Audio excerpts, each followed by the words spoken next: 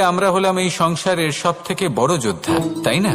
কিন্তু এই সব যুদ্ধে যদি আপনি জয়ী হতে চান তাহলে তিনটি বিষয় আপনাকে মাথায় রাখতে হবে। প্রথম হলো, সেই ব্যক্তি যিনি এই যুদ্ধে পরাজিত হয়েছেন তাকে নিজের থেকে দূরে করে দেবেন না, বরং আপনি তার কাছে যান, তার সাথে কথা বলুন, কথাবার্তা চালান, আলোচনা করুন, তার থেকে পরামর্শ নিন এবং বুঝতে চেষ্টা করুন উনি কি ভুল করেছিলেন এবং সেই ভুল নিজের জীবনে করবেন না।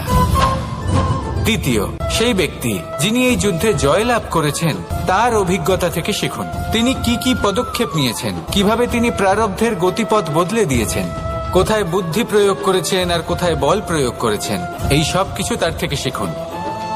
এবং তৃতীয়, আপনার নিজের বিবেক, তার কোনটা উচিত বোধ হচ্ছে, কোনটা অনুচিত বোধ হচ্ছে, সেটা বুঝে নিন। যদি এই তিনটি বিষয় আপনি বুঝতে পারেন তাহলে ধরে নিন যে আপনি সাফল্যের পথে অগ্রসর হয়ে চলেছেন।